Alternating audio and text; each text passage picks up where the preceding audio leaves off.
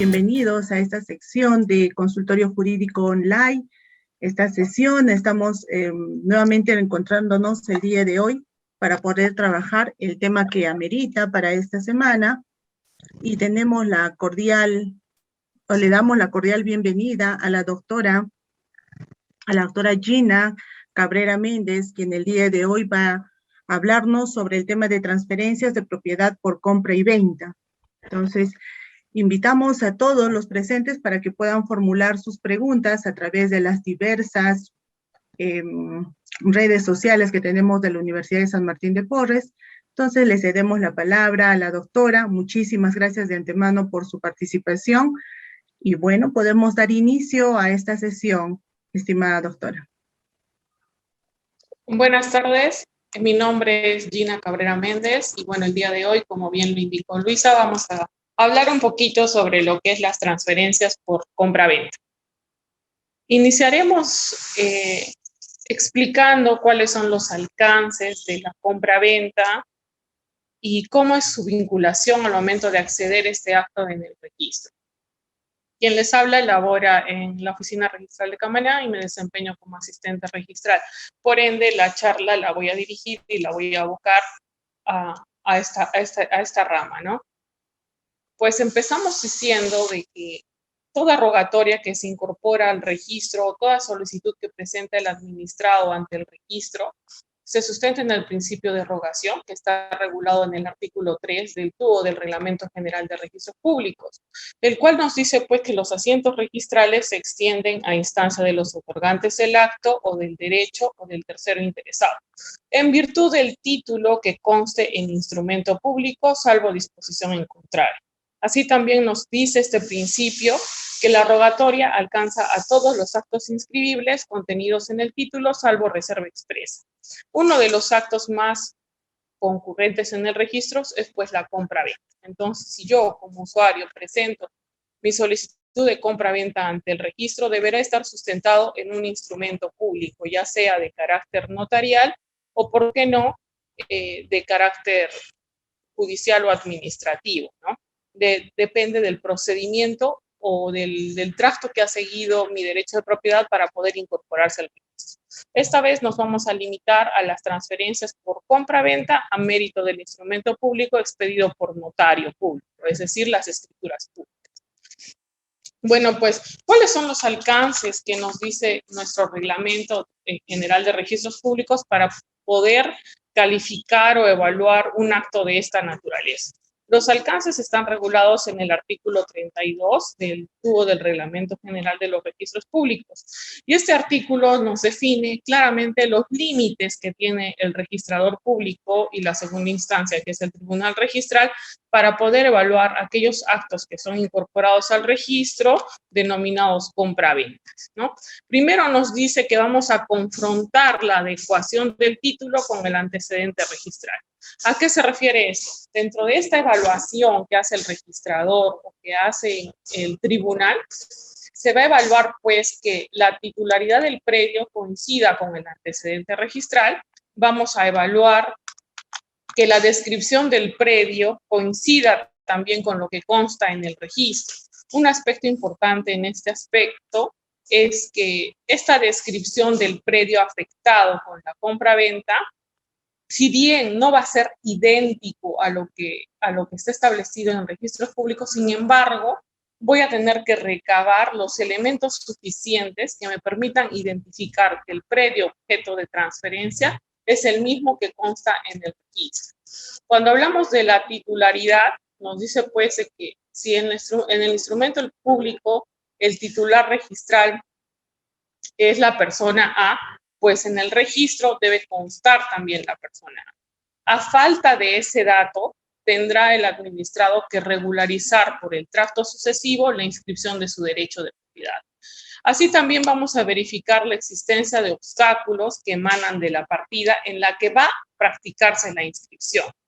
Por ejemplo, sucede muchas veces cuando presentan un título de compra-venta y se revisa el antecedente registral, constan o se advierte de la revisión de títulos pendientes. Entonces, si yo advierto algún título pendiente, ya sea de carácter compatible o de carácter incompatible, va a constituir ello un obstáculo para que la inscripción del acto que esté peticionando pueda ser incorporado al registro de forma directa.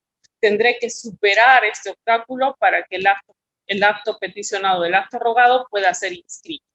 Así también se deberá evaluar la validez y la naturaleza del acto inscribible, así como la formalidad del título en el que consta y de los demás documentos presentados. ¿A qué se refiere este párrafo, no? Nos dice que cuando yo peticiono al registro la inscripción de una compra-venta, este se sustenta en la escritura pública. Y esta escritura pública, para acceder al registro, va a tener que presentar el usuario lo que conocemos como el parte notarial. Y este parte notarial va a constituir el documento principal, mientras que los documentos complementarios, dado los casos particulares, puede ser una partida de matrimonio para acreditar la titularidad del predio, o de repente por ahí también puede ser una partida de nacimiento para poder acreditar que quien asume la titularidad es el mismo del que consta en el antecedente registral. Así también tendré que evaluar o comprobar que el acto o derecho es de carácter inscribible. ¿A qué se refiere este aspecto? Cuando se dan casos de compra-venta, como se coteja con el antecedente registral, no pueden acceder al registro, por ejemplo, aquellas compraventas que se sustentan en anotaciones preventivas, porque ese es un obstáculo que emana de la partida. Entonces, previamente tendré que regularizar la inscripción definitiva. Entonces, ahí voy a tener que verificar que el acto sea inscribible o no en el registro, ¿no? Voy a verificar también la competencia del funcionario administrativo o del notario. Para los instrumentos públicos notariales tendré que verificar la competencia del notario.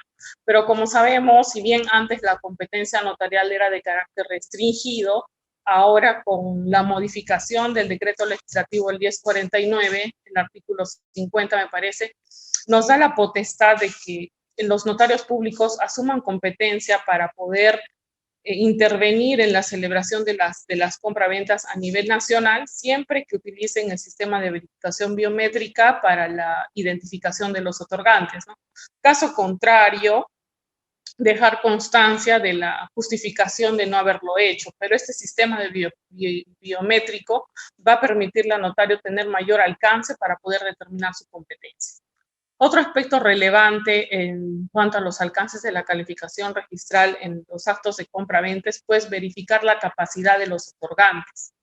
¿A qué se refiere? Aquellos actos en donde se puede apreciar en la introducción de la escritura pública que uno de los intervinientes o más actúan en representación de los adquirientes. Entonces, ahí el registro tiene que verificar que conste en el instrumento público el documento que da mérito para que éste actúe en su representación.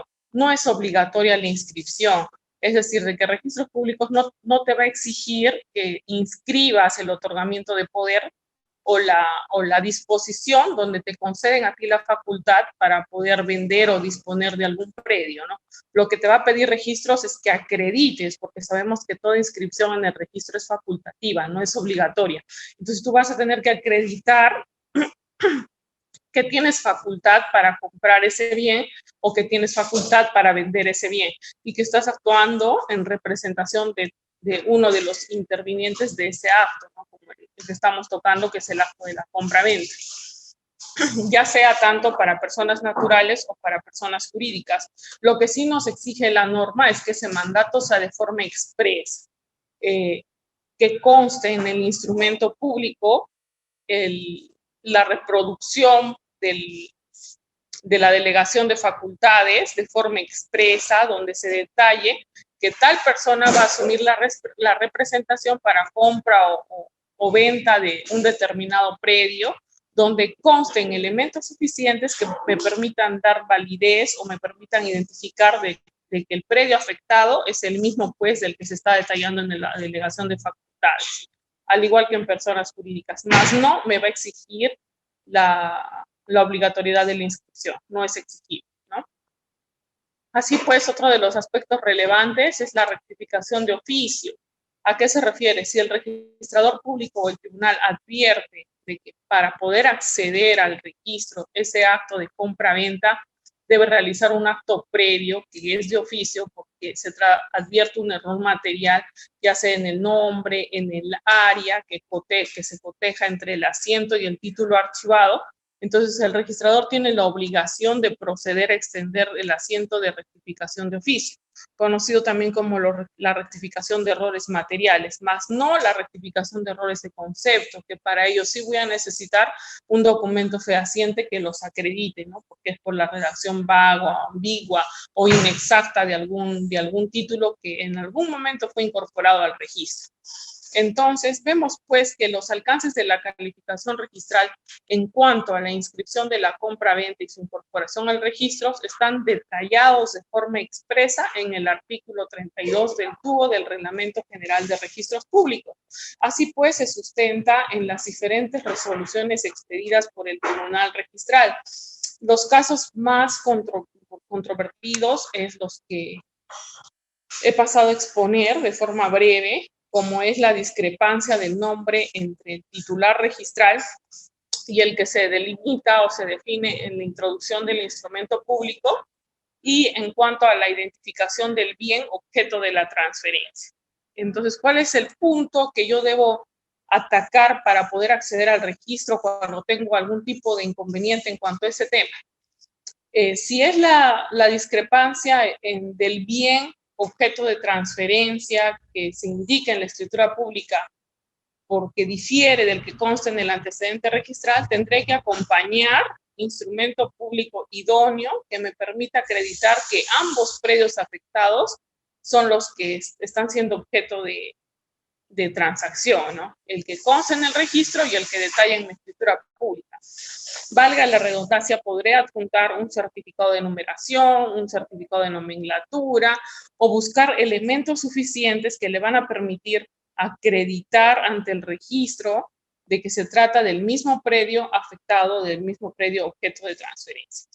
Así, de igual manera, cuando existe la discrepancia entre la titularidad del predio y la titularidad que se evidencia en el instrumento público. Por lo general eso sucede cuando en el antecedente registral se identifica al titular con libreta electoral y de repente con el transcurso del tiempo, con el transcurso de los años, quien vende el predio ante el notario público ya no se identifica con la libreta electoral, sino con el DNI.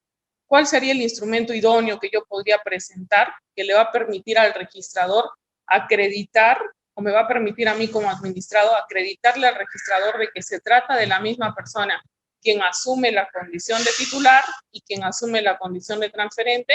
Puede ser el certificado histórico de la RENIEC. Por otro lado, también un caso muy frecuente, de repente el titular es la persona A que dejó de existir y quienes transfieren son los herederos. ¿Qué me va a permitir acreditarle al registrador? Y aquí entra lo que les estaba detallando antes, el tracto sucesivo. El A falleció, entonces yo tendré que regularizar la transferencia de dominio por sucesión intestada o la transferencia de dominio por sucesión testamentaria para que empate o encaje la titularidad del predio afectado en escritura pública o en instrumento público notarial y la titularidad del predio que consta en el registro. Entonces, como vemos, las apreciaciones o los alcances que nos da la norma general, que es el tubo del Reglamento General de Registros Públicos, en el artículo 32, es de carácter expreso. Como les digo, también se puede sustentar o podemos analizar con las resoluciones del Tribunal Registral y poder acceder de manera fácil y sencilla a la incorporación de un acto que es uno de los más frecuentes, como el de la compra-venta, ¿no? Cabe también resaltar que una de las observaciones frecuentes en el registro es el tema del lavado de activos y el tema del uso biométrico que debe utilizar el notario. Pero ya existen resoluciones o pronunciamientos del tribunal donde nos dice de que ese aspecto no debe ser tocado por el registro, ¿no? Que es de absoluta responsabilidad del notario. Entonces nosotros como administrados, para poder acceder a este acto de la compra-venta, solamente nos tenemos que limitar a lo que señala el artículo 32, fuera de los requisitos que establece el Código Civil para la validez de todo acto jurídico. público, ¿no? Como vemos, es un tema sencillo, no reviste de mayor complejidad, y que para poder ser incorporado al registro en base a una rogatoria de esta naturaleza, es sencillo de analizar el artículo 32, como ya lo hemos expuesto, y corroborar mi instrumento público con lo que consta en el antecedente registral. Entonces, con ello, doy por concluida esta pequeña charla, esperando que haya servido para todos ustedes, haya sido útil para todos ustedes y presta a absolver las dudas o consultas que pudieran tener. Muchas gracias por la oportunidad. Muchas gracias a usted, doctora Gina. Estoy segura que todos quienes nos siguen a través de las redes sociales han absuelto algunas inquietudes, pero sí, nos brindan algunas preguntas y esperamos usted las pueda contestar. Estoy segura que sí. La primera nos dice, ¿cuáles son los elementos del contrato de compra y venta? Ya, bueno, los elementos del contrato de compra-venta, que son los conocidos como los requisitos de validez de acto jurídico, los encontramos en el Código Civil. Entonces tenemos el objeto tiene que ser un objeto físico y posible, que el precio, el modo, si alguna compraventa muchas veces está sujeto a algún tipo de condición o alguna restricción. Pero aquí hay un detalle importante, ¿no? El Tribunal Registral ya se ha pronunciado en cuanto a las restricciones que no son objeto de inscripción en el registro. Por ejemplo, las prohibiciones de enajenación o de gravamen no pueden ser publicitadas en el registro porque ya el tribunal se ha pronunciado en reiteradas ocasiones indicando de que estas restricciones son de carácter personal y que no deben ser limitantes para que el bien pueda ser objeto de sucesivas transferencias, ¿no? ¿Alguna otra duda? Sí, muchísimas gracias. También nos preguntan, nos alcanzan y nos dicen, ¿cuándo se debe transferir? ¿A quiénes les corresponde la transferencia de propiedad? ¿O cuándo se debe realizar esta transferencia? Recordemos que la compra-venta o cualquier modalidad de transferencia es la manifestación, consiste pues en la manifestación de voluntad de las partes. No existe una prohibición donde la norma o alguna ley me va a obligar a dejar de vender o a dejar de transferir, o me va a imponer a transferir o a vender a una persona X, ¿no?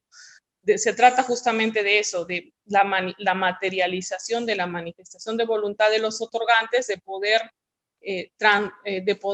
afectar algún predio con algún tipo de acto de transferencia, no solamente compra-venta, puede ser una donación, un anticipo, una dación en pago, etcétera. No existe una limitante, la norma no le va a decir a quién va a transferir o a quién va a vender o a quién debo comprar. Lo que sí se recomienda es que cada vez que yo quiera adquirir un bien o que quiera vender un bien, que si voy a asumir la posición de vendedor, que mi derecho esté inscrito, ¿no? Que mi predio esté saneado.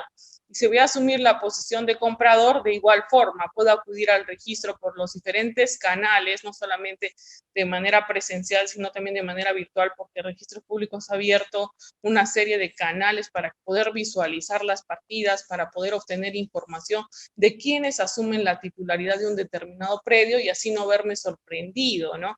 Entonces, no se trata de una limitante o de una prohibición, es solamente la manifestación de voluntad de a quién voy a vender o a quién le voy a comprar, ¿no?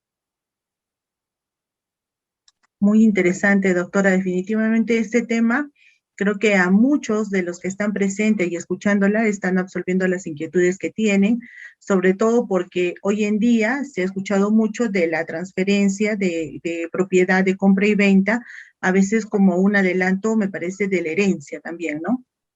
Exacto, como un anticipo de legítima. Entonces es un acto muy concurrente o muy usual en registros, incluso si es que uno quiere de repente como papá o como mamá, quiero dar en anticipo un determinado predio a uno de mis herederos, perdón, o de mis futuros herederos, entonces lo puedo dar, ¿por qué no?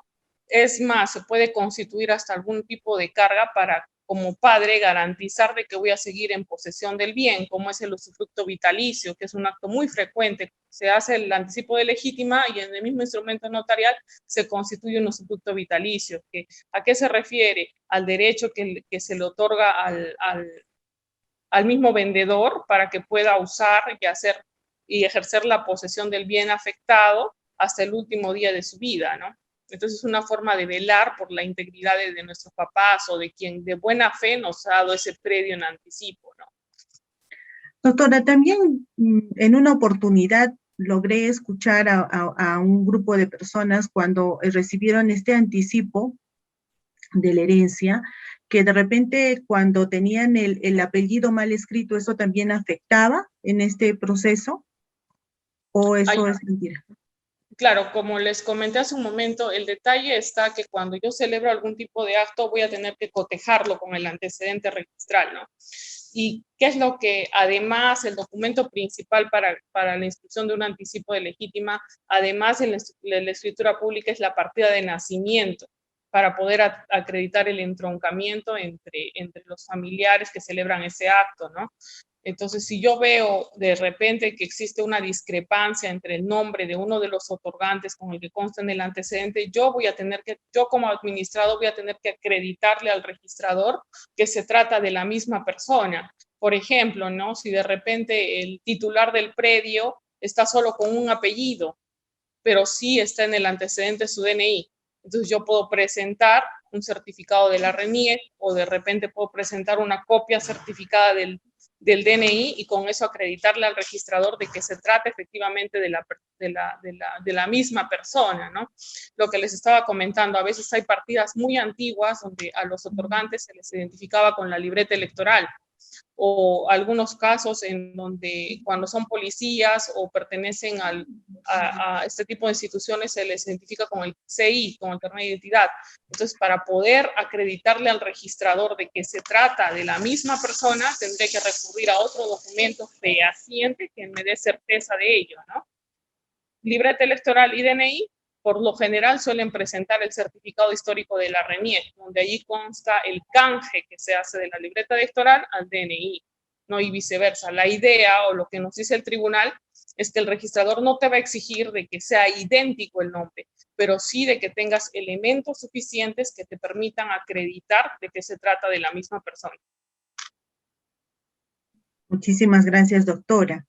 Y también nos hacen una pregunta nos dice, ¿puede establecerse contractualmente que los gastos registrales y notariales de la transferencia serán al cargo del comprador? Claro, sí.